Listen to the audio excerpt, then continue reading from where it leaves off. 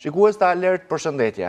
Jemi sonte në këtë program, si çdo të premte në orën 21, dhe do të flasim për çështjet që lidhen si gjithmonë me konsumatorin, me problematika të ndryshme, por edhe me sektor tjerë që direkt apo indirekt kanë lidhje me konsumatorin, apo sektor të tjerë të cilët prekën nga çështja apo problematika të ndryshme. Do të flasim sigurisht sot për çështjet e blegtërisë, për disa probleme me smundjet që kanë prekur vendin tonë, por edhe masa që po merren në kuadër të situatave në rajon, të ndryshimit të stinëve, ardhes pranverës, e cila mund të sjellë edhe probleme të ndryshme në shpentari. Por para se të prezantoj temën fikse për çfarë do diskutojmë dhe dy të ftuarit, e nisim si gjithmonë me raportimet e RAPEX, pra Safety Gate i Komisionit Evropian për produktet jo ushqimore, të cilat janë jo konform dhe duhen hequr nga tregu. Bëhet fjalë për 10 produktet përdorimit përditshëm, vazhdojnë të jenë problematike lodrat e fëmijëve, produktet e kozmetikës, bishuterit, mjetet e punës përdorimit përditshëm, ushqyesit e telefonave, makinat të reja pra që blihen në koncesionar me 0 kilometra e që shfaqin shqetësime apo rrisje të ndryshme. Gjitha këto duhen hequr nga tregu, janë sigurisht alerte për vendet e Bashkimit Evropian, por sigurisht edhe një farë alarmi, alerti për institucionet publike në vendet jo të BE-s, por që këto produkte mund të tregtohen pra. Dhe mbi gjitha risku që këto produkte që hiqen nga Bashkimi Evropian mund të vinë edhe në Shqipëri apo Kosovë dhe vendet tjera të rajonit. Janë përgjithsisht produkte që janë certifikuar CE, pra konform rregullave e Bashkimit Evropian, por shfaqin probleme të ndryshme, kryesisht rreziqe kimikate, pra kimike, veçanërisht lodrat e fëmijëve dhe kozmetika e po ashtu bijuterit, rrezik zjarri janë karikuesit e telefonëve, makinat e përmendëm që shfaqin probleme ndryshme, herë airbag, herë sisteme drejtimi, herë sisteme frenimi e problematika të ndryshme. Do të themi tek çështja e ditës. Me 31 mars është konfirmuar zyrtarisht murtaja e ruminantëve të vegjël, apo PPR, e njohur shkurtimisht, një smundje e cila dëmton masivisht fermat e tejimtave, pra dele dhe dhi. Është një smundje e cila rikthehet fatkeqësisht në Shqipëri mbas një situate jo fort këndshme në vitin e kaluar, me menaxhimin e mirë të AKVMB-s, gjithë sektorëve, po themi gjithë zinxhirit veterinarisë, dhe me një bindje të vetë fermerëve për rreziqet e kësaj smundje, ajo u eliminua, po themi gjithë zvatrat e mundshme u izoluan, u ndalua lëvizja apo tregtimi i timtave, edhe vetë fermerët nga frika e kësaj smundje, pra sepse shkatronte tufat, u ndërgjegjësuan, u frenuan në lëvizjet apo tregtinë e kafshëve të tyre, pra të imtave gjithmonë. Por kjo është konfirmuar me 31 mars nga analizat laboratorike për një vatër në një fermë dhish në Bulqiz. Do të flasim sot për këtë situatën e pritshme në vijim të mundshme, por gjithashtu edhe për çështje të ndryshme për cilat punohet në fakt në raport me mbrojtjen e shëndetit kafshëve, sepse edhe smundjet e kafshëve janë të shumta nga natyra, rajoni është i prekur, dhe do të flasim për këtë çështje sot me zotin Erson Dimespira, është drejtori i drejtorisë së veterinarisë në Autoritetin Kombëtar të Veterinarisë dhe Mbrojtjes së Bimëve. Kënaqësi që u kam studio. Dhe zonja Gzime Shehu është drejtore e Autoritetit Kombëtar të Veterinarisë dhe Mbrojtjes së Bimëve të Tiranës, pra drejtori rajonale. Mirë se vini në Alert. Mirë se u gjeta, mirë mbrëma. Tani pyetjet në fakt janë njësoj për të dy, kështu që e kthejmë në formë diskutimi, sepse jeni të dy ekspert fushës dhe mjek veteriner. Çfarë është PPR si fillim? Po e nisim me këtë për ata që na ndjekin dhe që ndoshta nuk kanë informacionin e duhur. Për sa i përket smundjes PPR-s, është murtaja e ruminantëve të vegjël, të cilët prek të imtat, kafshëtinët, që janë 10 dhitë dhe dhëmt. Për sa i përket kësaj smundje, është një smundje virale, e cila është e re për vendin tonë. Shfaqen për herë të parë ka pas vjet, në vitin 2025. Duhet të theksojmë që kjo është një smundje me mortalitet të lartë, por thelbësore do të theksoj që është një smundje e cila nuk është zoonotike. Domethënë ka një dëm në ekonominë e fermave për fermerët, por nuk transmetohet smundje nga njerëzit nga kafshët të njerëzve dhe nga sjeltas. Smundjet zoonotike janë ato që transmetohen nga kafshat tek njeriu. Por ka një dëm të madh për sa i përket fermave, sepse ka një mortalitet lartë dhe me transmetimin e smundjes është shumë i shpejtë. Për sa i përket kësaj smundje, do të themi që ne kemi pas çfaqur vjet në 2025, kemi bërë një menaxhim të saj plot dhe për këtë vit na është shfaqur në 31 mars në zonën e qarkut të Dibrës. Por do të themi që kjo smundje ka qarkulluar në shtetin e Fshin, Greqi, Maqedoni dhe është zona me risk janë zonat kufitare për sa i përket Greqisë, siç janë Gjirokastër e Pelena, qarku i Dibrës, dhe këto janë pjesa edhe më e madhe ku ne i kemi kushtuar edhe rëndësinë më madhe, domethënë jemi më vigjilent për sa i përket të gjithë njoftimeve, kontrolleve që kryejmë. Jo se në vende të tjera dhe në çështje të tjera nuk kemi kontrolle, por këtu është fokusi më i madh, për shkak të ka vatra aktive në Maqedoni dhe në Greqi? Ka vazhduar smundja në Greqi dhe në Maqedoninë e Veriut dhe për sa i përket dhe pjesës së smundjes, ne kemi deri më sot një vatër e cila është e izoluar dhe janë marrë gjitha masat për eliminimin e kafshëve të cilat janë në këtë vatër. Për ta kthyer tek domi ekonomik, ishte fermë e madhe, janë eliminuar gjithë kafshët, sepse edhe ato të paprekura eliminohen në moment që preket tufa. Kjo ishte një fermë relativisht mesatare, jo me numër shumë të madh, por do të theksojmë pjesën që kjo është një periudhë ku në varësi të zonave kemi edhe është edhe periudha ku janë pjedhjet dhe ka dhe kecat dhe qingjat që janë moshë të vogël dhe këta janë të parë që preken dhe janë edhe si pjesa më e dobët e tufës që për shkak të imunitetit. Po, për shkak të imunitetit dhe kemi edhe pjesën e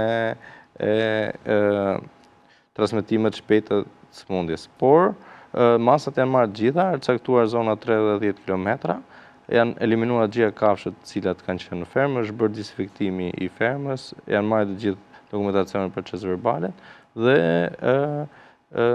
në terren janë gjithë fermat që janë në këtë zonë janë duke verifikuar nga Drejtoria e Tiranës, e cila ka edhe qarkun Dibër. Nga një hetim epidemiologjik ndoshta që keni bërë apo jeni në fazë duke e bërë, nga mendohet se ka ardhur në këtë fermë, ka pasur shkëmbime tregtare, pra blerë, po themi dhi në Matan Kufirit, po themi Blllatës, në Dibër të Madhe, pra në Maqedoni, ka pasur kullota që janë afër me Kufirin, që mund të kenë pasur kontakt me smundje nëpërmjet, kushdoj. Shërbimi veterinari i DRVM Tiranë dhe kryesisht i qarkut Dibër, ndjes. Në këtë rast Tirana, sepse janë 4 rajone, Tirana mbulon edhe Dibrën? Po, Tirana. Rajoni Tiranës mbulon edhe Dibrën. Po, mbulohet Dibrën. Shërbimi veterinar me njëherë, pas konfirmimit laboratorik, se masat janë të menjëhershme që në rastin kur dyshohet për një smundje infektive, vjen kafshët në karantinë, dërgohet materiali në ISUV dhe në momentin që kemi konfirmim të smundjes, e gjithë ferma vendoset në karantinë dhe merren të gjitha masat për desinfektimin e fermës, për mos lejimin e hyrje daljeve në fermë, por gjithashtu një mas tjetër është edhe hetim epidemiologjik. Është kryer një hetim epidemiologjik në këtë fermë, edhe duhet të them që në krahasim me vitin e kaluar, kur nga hetimet epidemiologjike një shkak i pranisë murtajës ruminantëve vegjël ishte tregtia e lirë e kafshëve pa dokumentacion veterinar apo tregtia në zonat ndërkufitare, tregtia pa lishme.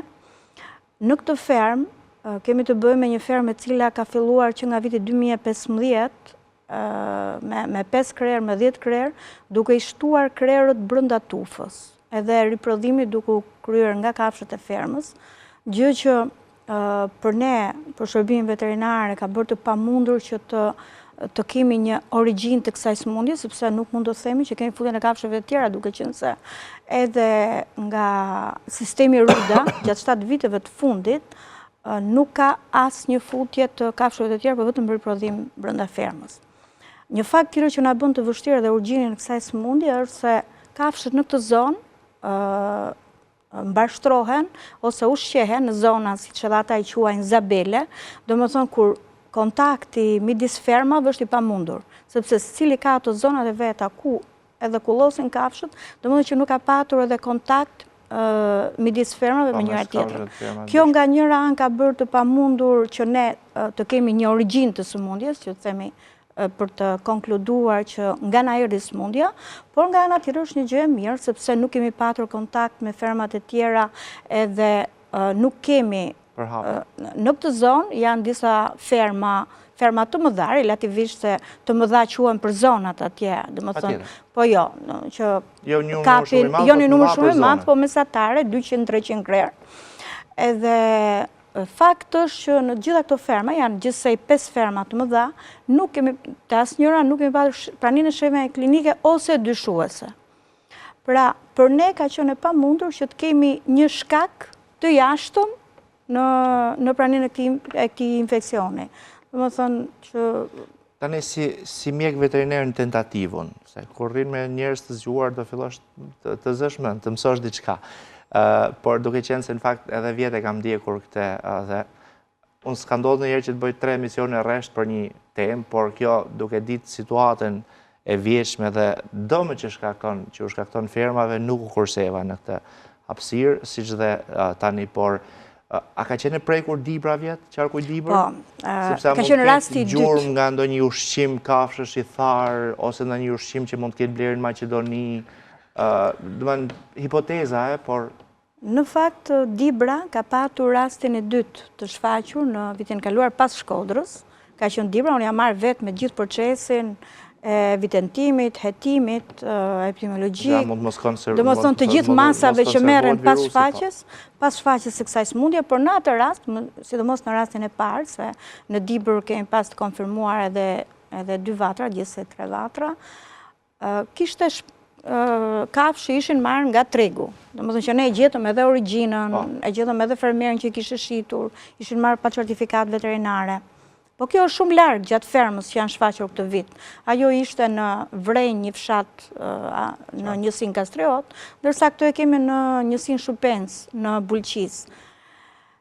Fakti që ky fermer e ka ushqimin brenda tokës vet, cikël të mbyllur, nuk ka lidhje. Domethënë nuk mund ta marrim si fakt që të ketë ndikuar në këtë. Jo, hipoteza ime është pyetja, thjesht për... Po, patjetër se dhe ne ja kemi bërë vetes të gjitha hipotezat se nga na erdhi.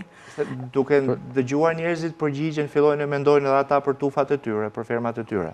Po, patjetër edhe kur kemi dërguar dhe kampionët në institut, kemi dërguar edhe për 2 sëmundje tjera, sepse edhe shenjat nuk ishin aq tipike sa në vitin e kaluar, kur kishim praninë e krustave, kishin një temperaturë të lartë, skuqe të qiellzës, që ishin dyshuese, temperatura e lartë, edhe fermeri thoshte kishin shumë etje për ujë, sepse ai vetë e kishte vënë re shenjat që në fillim që ka lajmëruar shërbimin veterinar, diarre, po jo tipike të krustave, siç edhe i kishim në vitin e kaluar.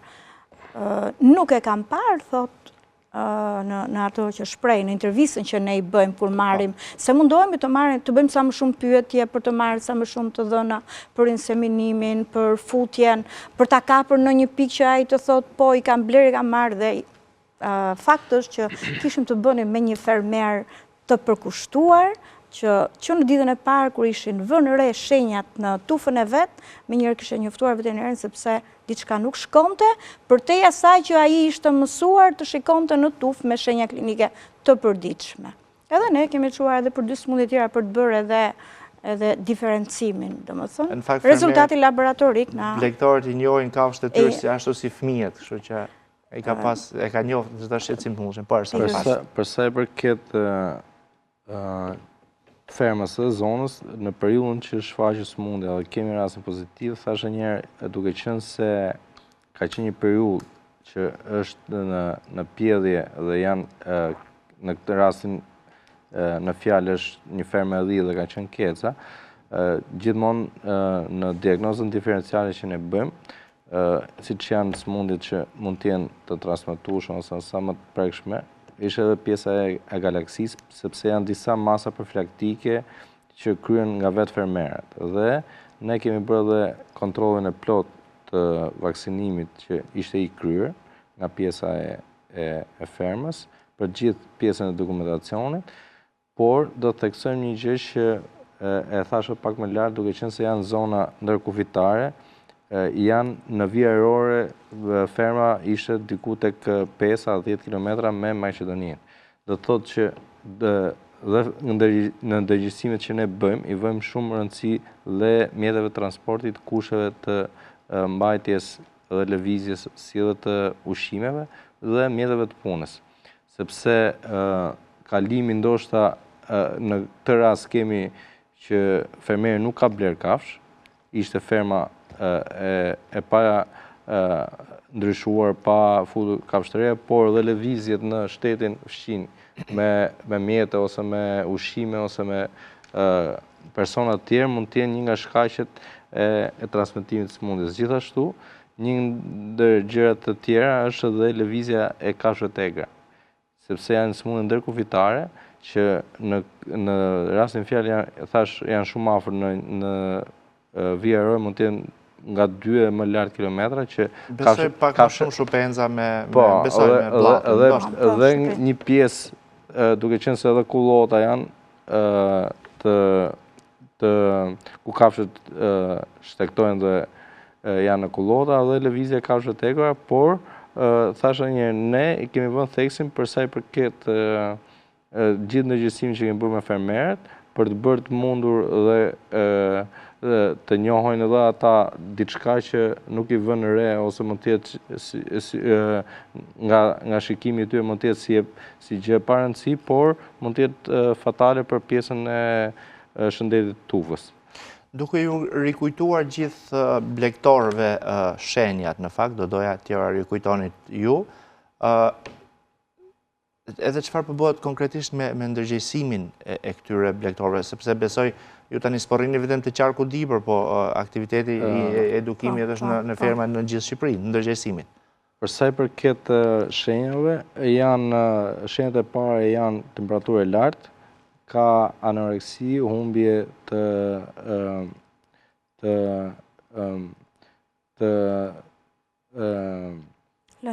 lëngjeve ose të në peshë ka humbje? Në peshë dhe gjithashtu për sa i përket ka diare dhe ka pjesa gingiva, ka nekroz. Për sa i përket ndërgjegjësimit, ne kemi bërë takime me gjitha njësitë administrative dhe për sa i përket edhe me pushtetin vendor me zonat e mbrojtura, kemi bërë ndërgjegjësim dhe me policinë kufitare, ku është zona e Gjelbër, sepse në njoftimin e rastit pozitiv me njëherë është ngritur qendra kombëtare e krizës, ku janë pjesë dhe autoritetet dhe institucionet homologe nga ministritë e tjera. Në këtë marrin pjesë dhe pjesa e policisë kufitare për të pasur ndërgjegjësim dhe njoftim për pjesën e lëvizjes të kafshëve. Gjithashtu, në vazhdim të vitit që ne lam pas, dua të theksoj një gjë shumë të rëndësishme që Ministria e Bujqësisë është në fazën finale të VKM-s për dëmshpërblimin e të gjithë fermerëve që janë të dëmtuar në vitin 2025. Mos më diq pyetjet.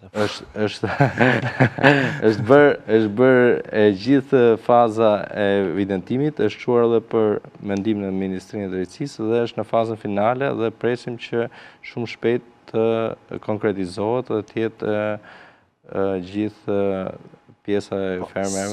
Sa kanë qenë humbjet e vjeçme? Nëse e keni si statistikë edhe si numër fermash, edhe si krerë në tërësi dhe me qenë se përmendet dëmshpërblimin për cilin do t'ju pyesja, sa është vlera? Po, për sa i përket numrit krerëve të vjetshëm është 2218 krerë. Që kanë ngordhur dhe azjesuar? Po, janë të ngordhur dhe të azjesuar dhe është rreth 22 fermerë të cilët bëjnë totalin e këtyre krerëve, të cilët janë të evidentuar secili më vete dhe VKM-ja thash është në fazën finale që do të bëjë të mundur që të gjitha këto dokumenta dhe në krerësh të mshpërbler.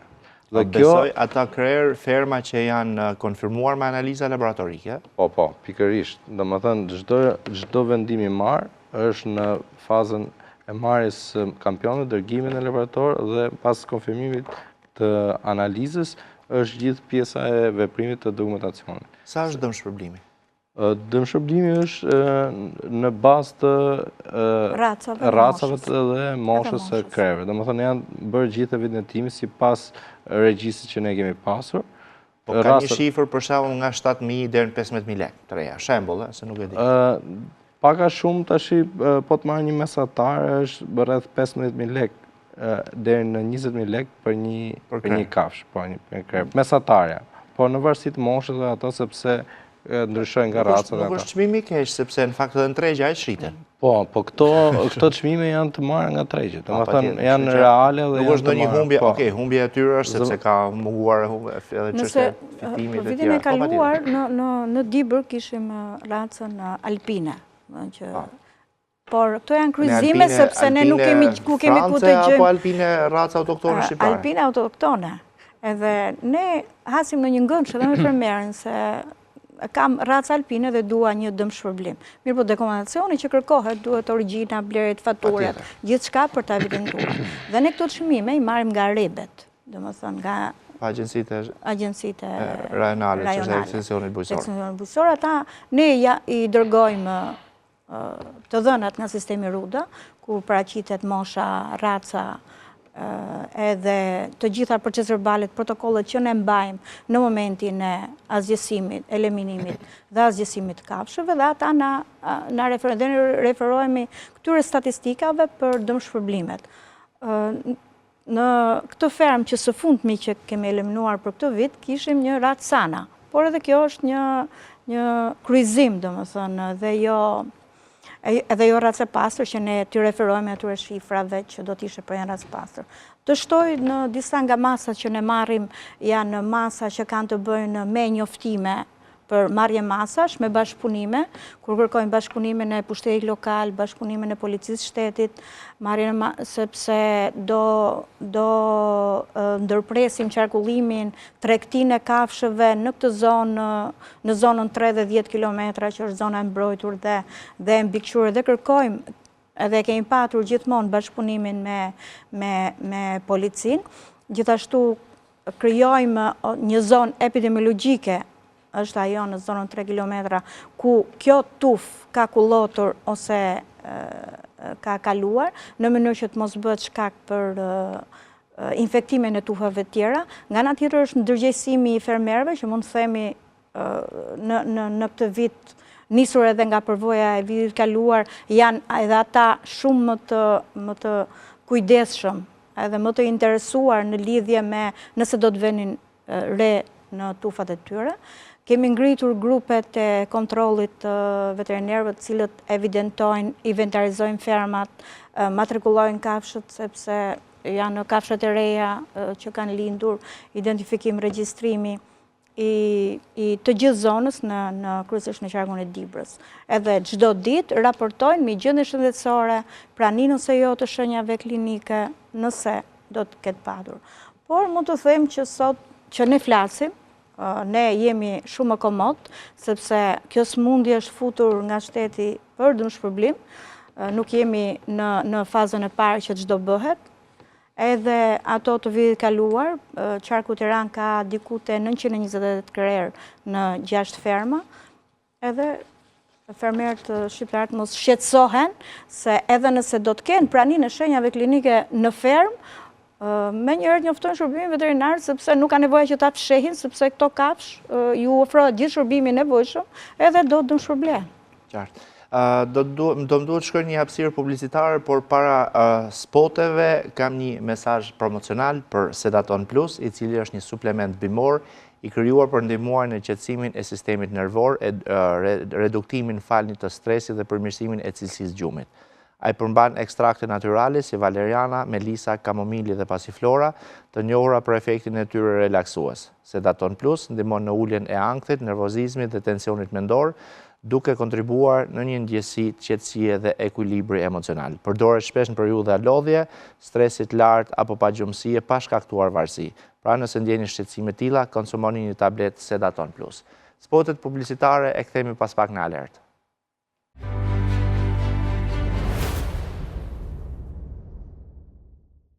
Jemi kthyer sërish në Alert në këtë pjesë të dytë ku po diskutojmë për çështjen e për murtajnë e ruminantëve të vegjël ose PPR-n jo ndryshme, një sëmundje që dëmton rënd tufat e të imtave, pra dhen dhe dhi, dhe që është shfaqur para afro 2 javësh e konfirmuar zyrtarisht në një vatër në Bulqiz, një sëmundje e rikthyer pra në Shqipëri, e re për Shqipërinë, për herë të parë shfaqur në 2025 e ka shkaktuar jo pak dëme, dhe si vjetë është rishfaqur. Po diskutojmë për masat, situatën, hetimin epidemiologjik, dëmshpërblimin që po miratohet pra vendimi i Këshillit Ministrave për dëmshpërblimin pra për këtë sëmundje për fermerët e dëmtuar vitin e kaluar, por sigurisht mbas të asaj VKM-ja do të vazhdoj dëmshpërblimi edhe për fermat që preken në 2026, edhe kjo aktualja, por edhe nëse do të ketë të tjera. Jemi në situatën kur, sepse bllokimi, izolimi i zonave i këtyre fermave është një nga masat kryesore për ta parandaluar përhapjen.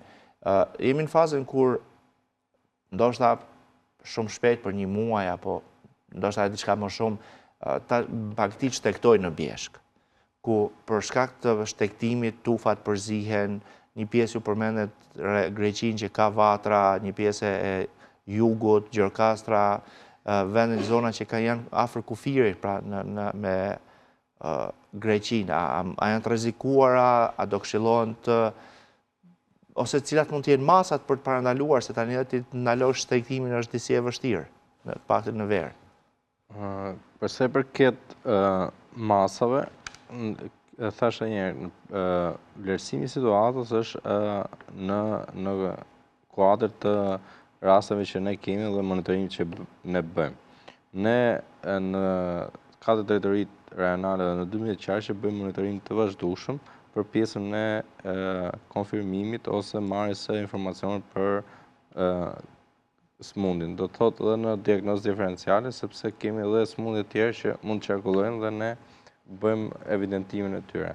Deri sot që flasim janë monitoruar rreth 8160 krerë dhe vazhdon monitorimi e tyre, por thash në Ministrinë e Bujqësisë është ngritur më një herë qendra kombëtare e krizës, e cila në raportimet e vazhdueshme që ne bëjmë dhe me komunikime me ekspertët, ne marrim masa dhe vendime si mund të ketë urdhra ndalimi për zonën, ku është siç është zona 3 dhe 10 dhe në tërësi për gjithë territorin e vendit.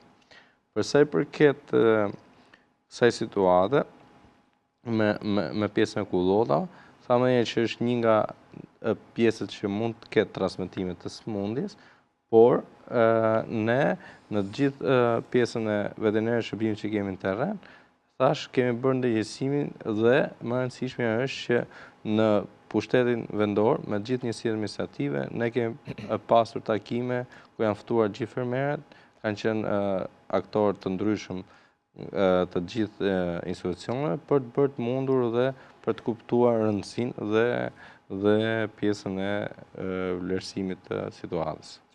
Fakt një, po.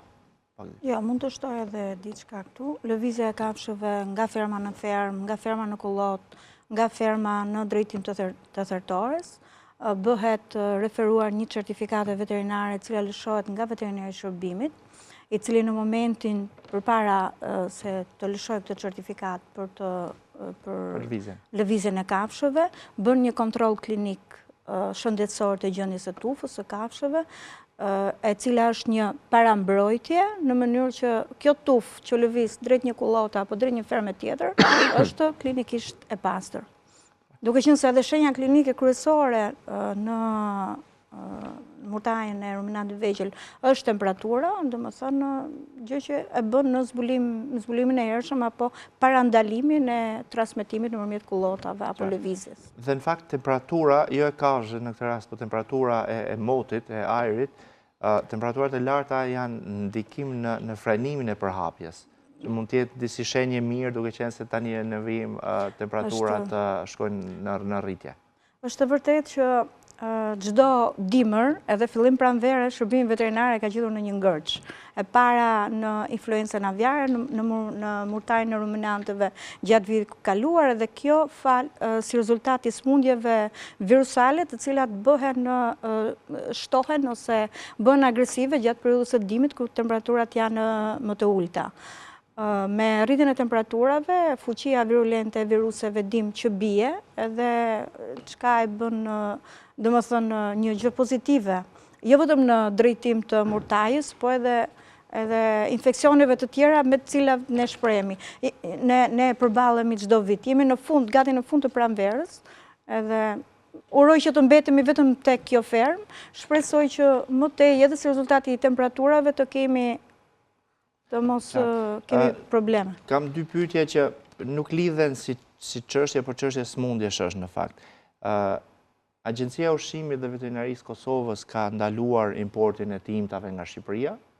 A e dëmton kjo deri diku ekonominë e këtyre fermave në raport me shitjen apo tregtinë e kafshëve? Dhe e dyta, në Kosovë, në zonën e Ferizaj, të shfaqur lija e dhenëve, në mos gaboj, dhe a ka marrë masa Shqipëria për ndaluar importin e kafshëve nga Kosova?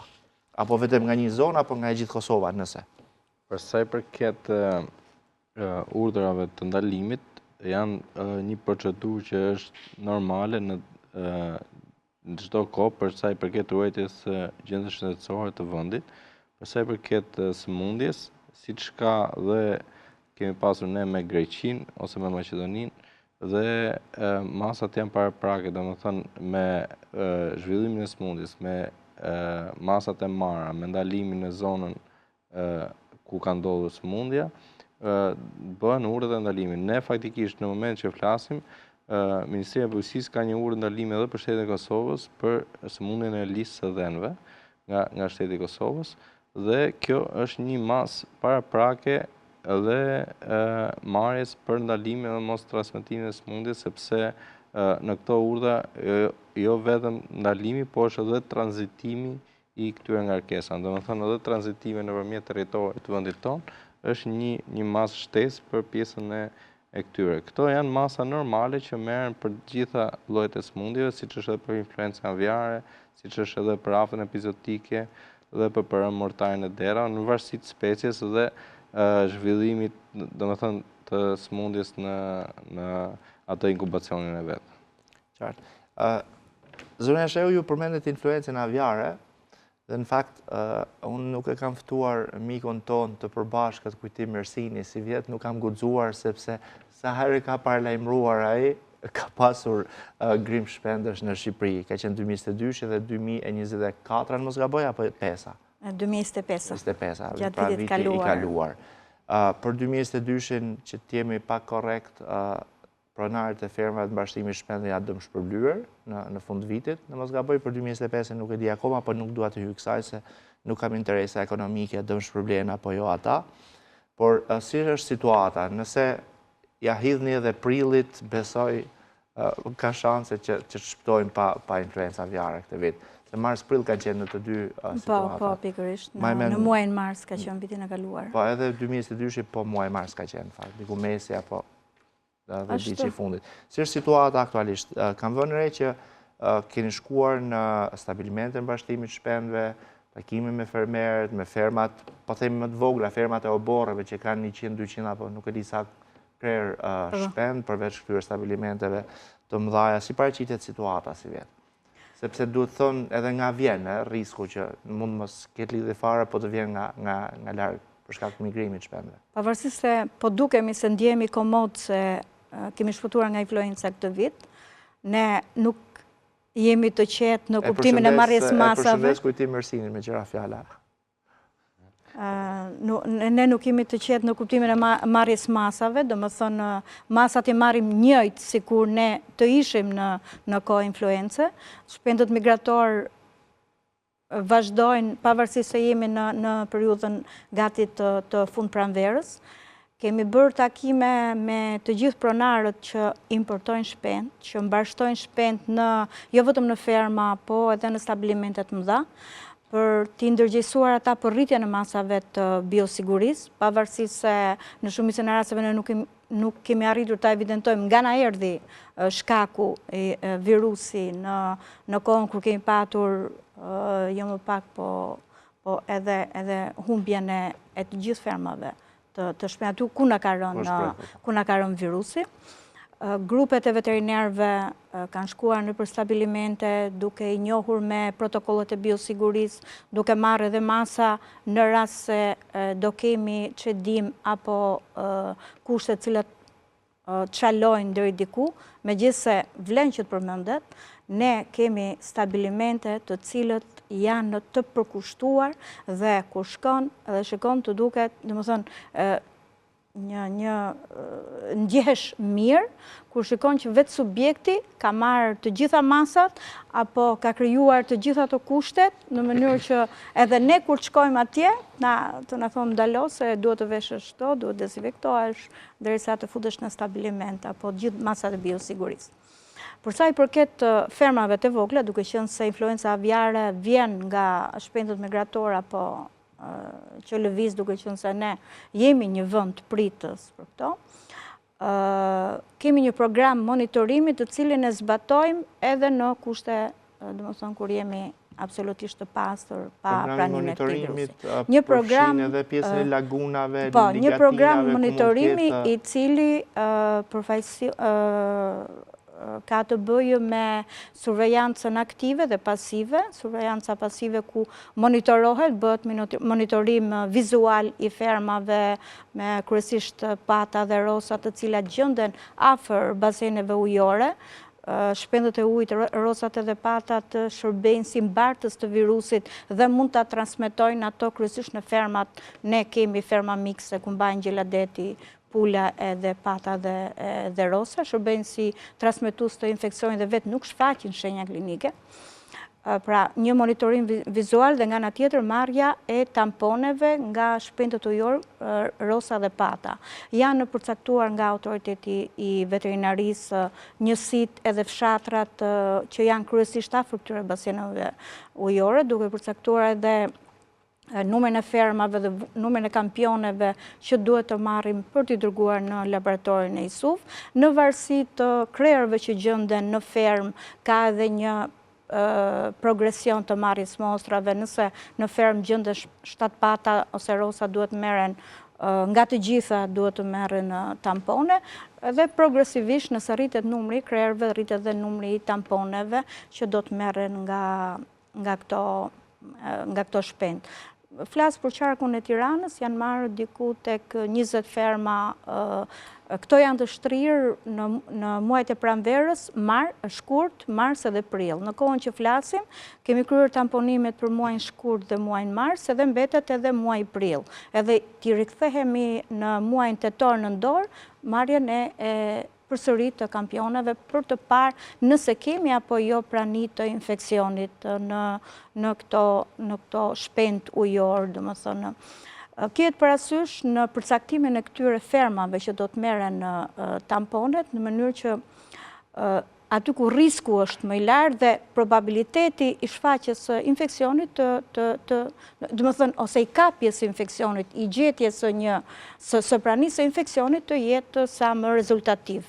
Domethënë në mënyrë që të parandalohet përhapja, nëse kemi ose jetë pranishëm të virus, të parandalohet përhapja. Dhe kihet parasysh që kryesisht shpendët që gjenden afër bazeneve ujore, aty ku tregtia, lëvizja e makinave, importeve, numri i fermave që janë në një zonë të caktuar të jetë sa më i lartë, domethënë në mënyrë që të kapin praninë e këtij.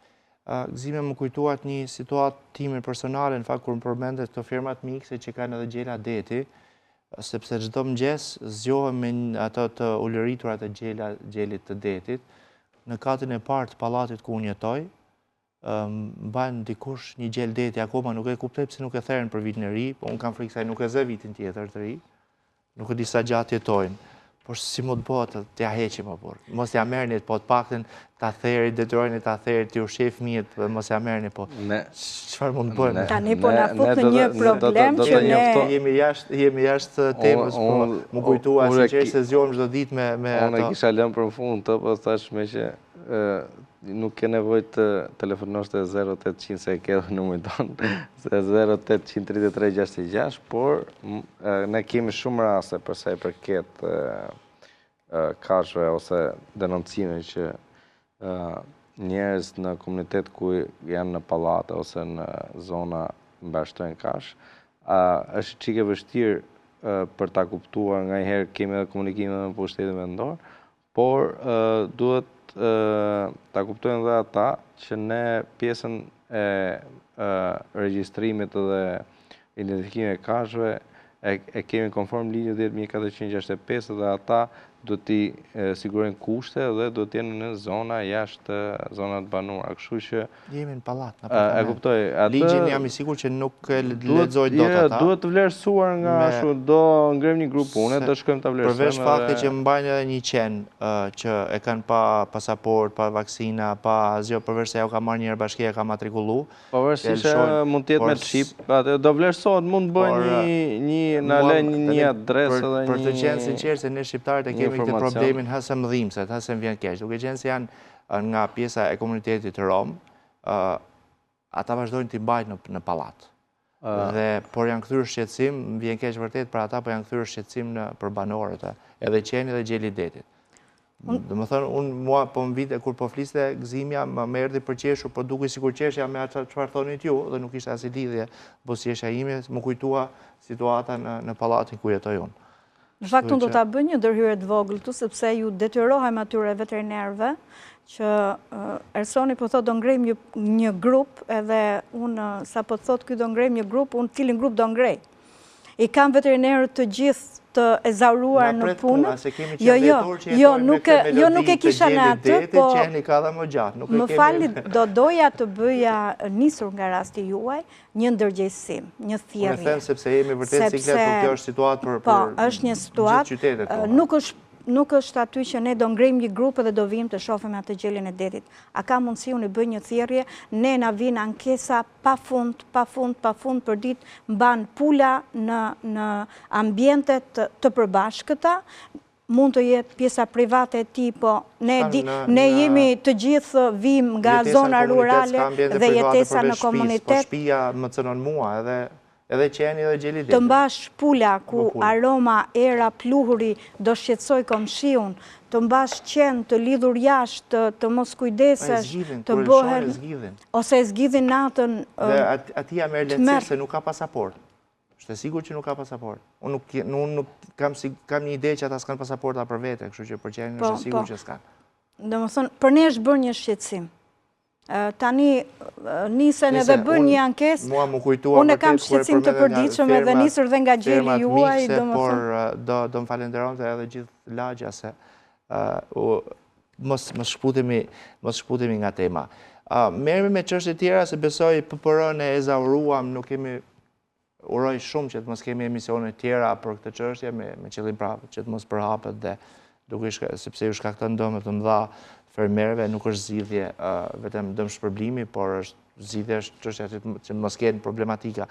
Por meqense se e përmenda dëm shpërblimi tani, u zgjodh dëm shpërblimi, pra VKM që pritet miratohet, për të mos u vaksinuar kafshët, sepse vaksinimi ndikon pastaj të çështja e eksportit. Pjesa e vaksinimit është një diskutim që është në varësi të zhvillimit të sëmundjes, por pjesa më e madhe e Vendit Bashkimit Evropian janë, domethënë, evidento, kampiono dhe azjeso. Domethënë, për pjesën sepse është një histori vaksinimi që ti inokulon vaksinën dhe mbetesh po aty gjithkohësje me pjesën e vaksinës. A kemi pas raste bruceloze këto kohë? Pjesën e... Unë me sa kujtoj kohët e fundit pak të nuk ka pasur, me sa mbaj mend se nuk... Ka bruceloz... Përveç një ferme në Lezhë, më falni, ka qenë një ferme në Lezhë para 2-3 javësh. Është një program vjetor si që kemi edhe programin e influencës që ne kemi në kod përcaktuar dhe në zonën e risk, ne kemi edhe programin për qelozës, kemi programin tuberkulozit dhe janë programet që janë vjetore. Por janë masat të cilat merren për sa i përket të gjithë rasteve në eliminimin dhe në çrënjosjen është vendosur me eliminim, jo me theri në mënyrë të kontrolluar? Janë të gjitha në program janë të gjitha masat në varësi të zgjedhjes dhe kushteve më të mira për eliminimin e smundjes. Për sa i përket species me që jemi tek gjelli edhe tek ruminantët, ne aktualisht kemi ngritur u bë sa kohë që kemi ngritur alertin për sa i përket aftës epizotike. Më falë, po unë nuk ti kam çu pyetje ty, sinqerisht. Unë këtu të dilja tek situata në Greqi dhe masat këtu në fakt. Dhe janë gjëra që janë aktuale dhe ne pikërisht për këtë para PPR-s që në një kohë sepse ne jemi në alert gjithkohës për sa i përket para ndalimit dhe jo trajtimit kur e kemi smundjen, ajo është gjë fakt, por për sa i përket aftës epizotike, siç është PPR-ja në të imta dhe afta epizotike është një smundje e cila ka dëme shumë të mëdha ekonomike për sa i përket ferma blektorale. Gjithashtu afta epizotike është një transmetim në kohë shumë të shpejtë dhe progresive të smundjes, nëse ajo është prezente në një fermë, ajo me gjitha mjetet, me transport, me vegla, me mjetet, me gomat e makinës, transmetohet shumë shpejt.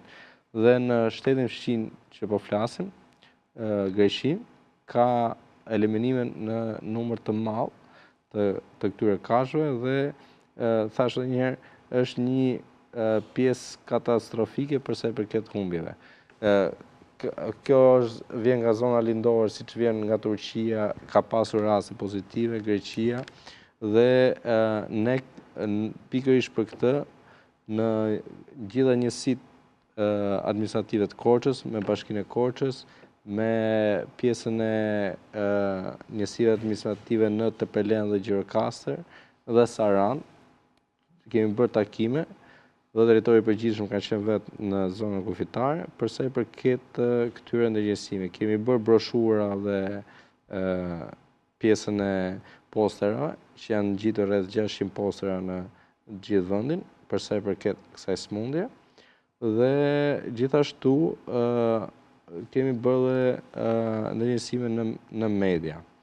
Përsa i përket aftës, gjithashtu nga pjesa e shenjave për pjesën e smundjes së aftës është gjithashtu anoreksia, humbja, pjesa e kashëksisë dhe dobësimi i kafshës, por në këtë rast ka qenë alerti maksimal për pjesën e kësaj. Ka urdhra bllokimi importi nga Greqia dhe ndonjë shtet tjetër? Po, përsa i përket...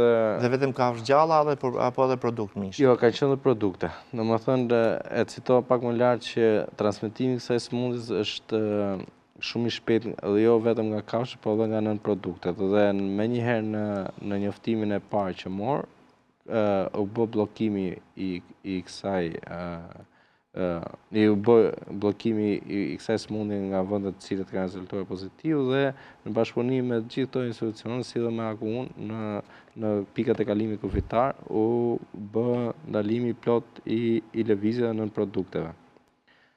Kështu që ne jemi në vëzhgim dhe në ndjekje të situatës për zhvillimin e smundjes atje ku ka pasur raste pozitive në vendet fqinj dhe thamë jemi në alertë përditshëm. Do shkojnë një tjetër hapësirë shkurtër publicitare e kthehemi pas pak. Mos u largoni nga ekrani Ora News.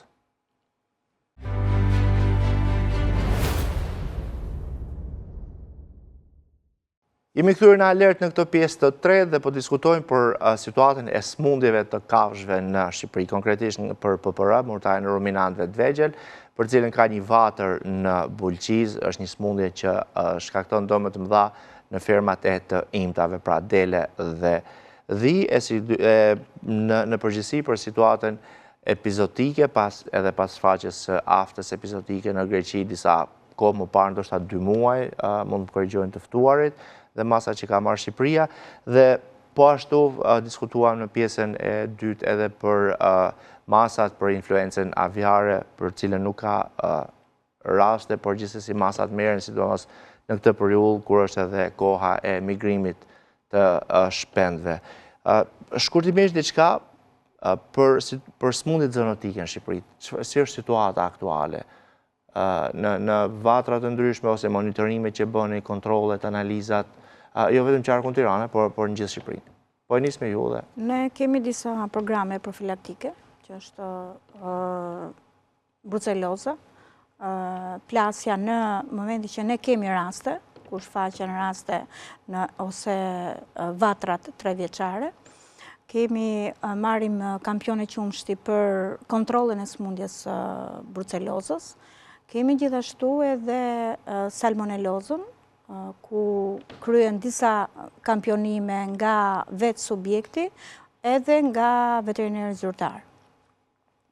Në momentin që flasim për sa i përket smundjeve zoonotike, mund të themi kemi patur gjatë vitit të kaluar raste me brucellozë, të cilat janë evidentuar gjatë monitorimit me kampione qumshti, ku kanë rezultuar të dyshimta me kampione qumshti dhe më pas ne bëjmë një testim me kampione gjaku, ku e gjithë ferma i nënshtrohet testimit me marrja e kampioneve të gjakut në moshën mbi 12 muajsh. Bëjmë monitorimin e fermave mbi 3 krerë me kampione qumshti, e cila bëri që gjatë vitit të kaluar të kishim rritjen e disa fermave që rezultuan pozitive me sëmundjen e brucellozës. Përsa i përket këtij viti, ku ne tani kemi përfunduar fazën e parë të marrjes së kampioneve të qumshtit, në qarkun e Tiranës, deri tani nuk kemi konfirmime pozitive pas marrjes, pas testimit laboratorik me kampionet e gjakut. Përsa i përket sëmundjes së tuberkulozit, mund të themi që jemi në një situatë shumë të mirë. Gjatë vitit të kaluar janë gjurmuar të gjithë kafshët lloj gjedh për sëmundjen e tuberkulozit dhe flas për qarkun e Tiranës, nuk kemi patur raste pozitive, po nuk mund të them një shifër të saktë se sa apo kemi patur për 3 rajonet e tjera, Elbasani, Vlorë dhe Shkullë. Nuk e kam një shifër të tillë, domethënë mund të themi që për sa i përket situatës së tuberkulozit, jemi në një situatë shumë të mirë, mund ta them edhe këtë në auditin që kishim të vitit të kaluar, rezultatet që ne testimet edhe të dhënat pozitive, për ata ishte një gjë shumë e mirë. Pra auditin e Brukselit, flisni ju në kuadër të masave për integrimin, e? Po. Tha, ju mund të merrni edhe statusin free për tuberkulozin dhe kjo ishte një gjë pozitive. Po, vetëm me qenë se përmendet që parë masa që kanë marrë mbashtuesit e shpendëve, për një pik shiu, ose ujë që pikon të vezët, dhe ka rastisur fiks në kontrollin e ekspertëve Digisantes, 2 javë nuk ka tregtuar vezë, subjekti, sepse u vush i riti derisa të rregullohet, derisa të riparohet. Pra, vërtet ata mund marrin masa për gjërat mëdha, po ato pakujdesit e vogla janë ato që shkaktojnë probleme, dhe që sigurisht në raport u konfirmuar për si problem serioz, pavarësisht se ai mund të ishte ujshi, ujë kondicioneri, nga do që t'ishte. E kuptoj. Por gjithsesi shërbimi veterinar ka marrë nota pozitive. Ka marrë nota pozitive. Kjo nuk lidhet me shërbimin veterinar, kjo lidhet me sigurinë ushqimore. Unë nuk e di se ku ka qenë ajo. Rasti konkret. E di unë, por nuk lidhet me ju. Por tek AIBA dhe tek Reasi, kur unë kisha te subjekti AIBA që ata ishin, mbetën pa fjalë, duke qenë se ne gjatë vitit kaluar kishim patur edhe asgjësime dhe eliminime. Reasin duhet ta paguash ti reklamës. E para dhe dyta pikërisht AIBA ka ndodhur çështja e pikës vezë, e pikës së shiut, të cilëve ju bllokuaj vushëritë dhe për afro 2 javë nuk dolën treg. Meqenëse se i përmendet emrat, se nuk isha ndërmend ti përmendja. Është situata në tërësi dhe kthehemi pak tek skema kombëtare e miratuar para 2 javësh, në mos gaboj, vendimisht Këshillit Ministrave, se sa zhvillim jep ky blegtorisë. Nuk do ta lidhim me sektor tjerë, po vetëm me pjesën e blegtorisë, duke ditur ulin e kufirit, numrit krerëve dhe arritjen e masës së subvencionit. Për sa i përket gjitha masave të strategjive kombëtare dhe programet mbikëqyrës që ne kemi, ka në vazhdimësi këto janë programe afatgjatë, të cilat janë në strategji disa vjeçare dhe do të themi që ne jemi në fazën që kemi një shtrirje pothuajse 100% të numrit krerëve me mbulimin dhe mostrimin e marrjen e mosave. Kjo në total në harkun e viteve që ne po kalojmë 2-3 vitet e fundit, ka pasur një rritje graduale në proporcion për sa i përket edhe zgjerimit të numrit krerëve që gjurmohen. Për sa i përket këtyre programeve, janë gjitha zbatuara në kohë dhe janë një pjesë shumë e rëndësishme për statusin e shëndetit të kafshëve dhe shëndetit publik për sigurinë ushqimore. Këtë gjë do ta lidh pikërisht sepse një lajm shumë i mirë që thatë dhe ju është skemat e reja kombëtare, të cilat kanë një ulje të numrit të fermerëve në numër krerësh për të aplikuar dhe për të pasur mundësi që të jenë aplikant të skema. Kjo duke lidhur dhe me pjesën e rritjes së sasisë vlerës për numër krerësh. Do të thotë që kjo është ndjerë që në fazat e përgatitjes së skemës kombëtare, në të gjithë veterinarët e shërbimit që ne ofrojmë shërbim për regjistrimin dhe matrikullimin e fermave, kjo është ndjerë në të gjithë drejtoritë tona rajonale, sepse ka pasur një interes shumë të lartë në krahasim me vite të tjera. Kjo do të them që është një sukses i Ministrisë së Bujqësisë, sepse është ndjerë që fermerët angazhohen dhe kjo është pjesë për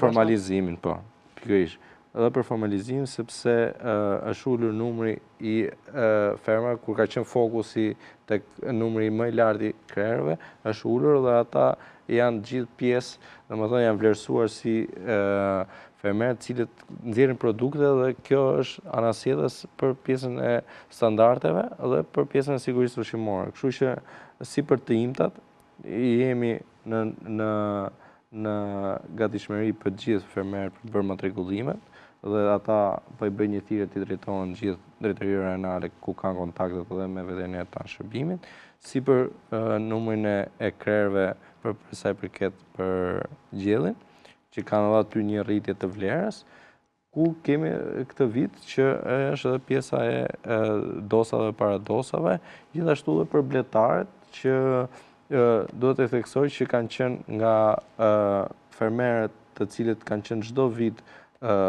nga parsorët për sa i përket skemës që kanë qenë aplikant, po këtë vit ka një dyfishim të vlerës dhe ata janë domethënë në pjesën e ulje numrit kosherëve. Po, dhe në ulje po, pikërisht, dhe në pjesën e vlerës, por do të thënë është një vlerësim i plot sepse është një sektor i vështirë, por është një standard që ne e kërkojmë edhe për pjesën e formalizimit të gjithë sektorit që ka produkte ushqimore.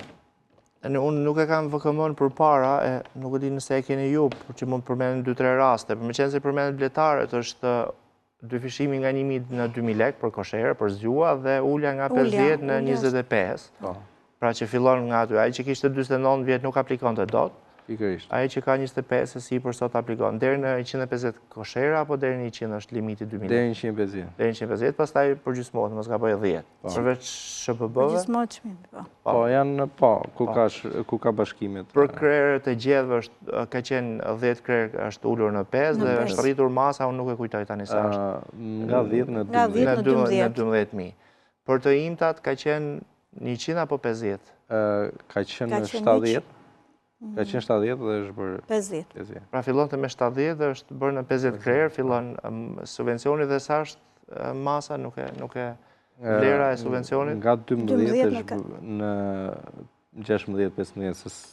Gjithsesi informacion mund ta marrin tek veterinerët e çdo qyteti në fakt, edhe në faqen e AZBR-s, se ne po marrim rolin AZBR-s në këtë rast, por jo për të folur për ata, por si një mundësi për blegtarët. Historia e dosave dhe paradosave është për herë të parë, në mos gaboj. Paradosa janë gicat, një hap para se të bëhen dos, pra kur janë vajza. Pikërisht, kjo është një gjë shumë e mirë. Se u mendua kjo për shtuar numrin e derave në Shqipëri për të ndihmuar? Po duke qenë si sektor i cili ka qenë specifik për rritjen e atyre, të përfshihet të jetë i plot dhe të ketë edhe mundësi që të ketë rritje në tregun vendas. Duke qenë masa ulja në numrin e kosherëve.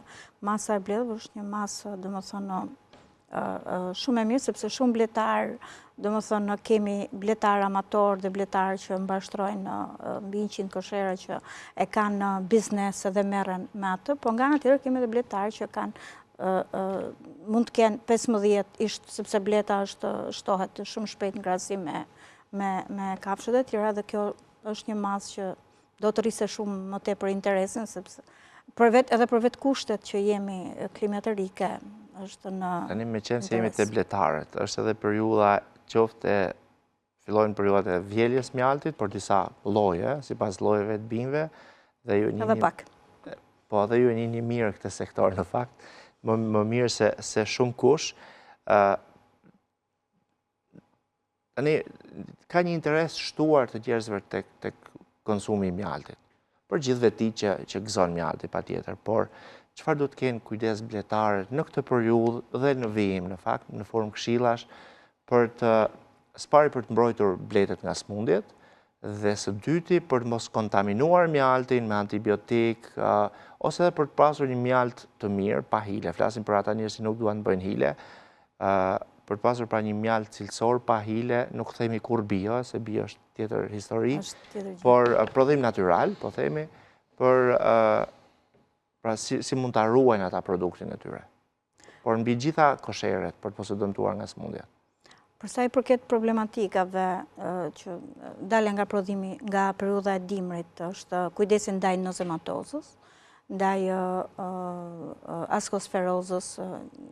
Në disa raste, unë kam patur në zonën e Dibrës që e ngatëronin me sëmundjen e pestës, por kemi të bëjmë me askosferozë, janë kryesisht kushtet e mirëmbajtjes lagështira, kryesisht në bletarat e vegjël. Përsa i përket cilësisë së mjaltit, trajtimi me produkte biologjike. Unë e di që shumë nga bletarët tanë e din shumë më mirë se ne, kujdesin në lidhe me cilësinë e produktit, aq më tepër që ne kemi rritur edhe masat e kampionimit në lidhje me mbetjet në gjitha produktet, po ashtu edhe tek mjalti, përdorimi i produkteve biologjike, sepse në shumë bletar, thash kryesisht amator, përdoret ajo që të mjekojmë, të shpëtojmë, pa llogaritur që për mbetjen apo për ato që do të jetë aq më tepër që ato produkt e konsumojnë edhe vetë. Edhe nuk në shumicën e rasteve nuk marrin parasysh apo nuk e kuptojnë problemin e madh që do të sillin te vetja vetë në radh parë, po në radh dytë edhe ke konsumatori. Sepse siç e them, mjaltin e kemi ushqim, nga ana tjetër e kemi edhe mjekim. E përdorim edhe për trajtim, edhe të përdorësh produkte që nuk duhet të përdoren, që lëmbetjen e mjalt, nuk po e përdor termin antibiotik sepse kuptohet është vrasës edhe mua nuk ma lejon edhe si interes ndaj bletës që kam, nuk do ta thoja fjalën antibiotik, do të ishte një vrasje për ditë, një produkt që ne do ta merrnim për ditë dhe të merrnim për ditë nga pak një mbetje nga një produkt i pa lejuar. Pra përdorni sa më shumë produkte biologjike. Me qenë se kemi edhe pak minuta, Ersan, ke diçka për shtuar apo sepse dakord, antibiotiku përdor për 1, 2, 3 smundje të bletëve. Për cilat smundje përdor dhe me çfarë mund të zëvendësohet? Nuk lejohet përdorimi i antibiotikut në blet. Po kur ta rekomandon mjeku veteriner ose ta jep farmacia veterinare? Sepse, pra, ideja është, nuk po gjykojmë, po me çfarë mund ta zëvendësojmë bletarë? ka disa... Rast pas rase, si pas smundjeve, se nuk mund tjetë një recet fikse. Shiko, nuk duhet të futëm që të japë receta. Jo, në këto pyetje nuk kanë lidhe me AKVMB, këto kanë lidhe me profesionin tuaj dhe me ekspertizën tuaj. AKVMB përjashtohet në këtë rast, nuk është përgjegjësi, por thjesht për të pasur një produkt i cili shitet shtret për hir të vërtetës, por për të tjetë i sigur për ne. Përdorimi i acideve, acide formik, acide oksalik, domethënë kanë dhënë rezultate.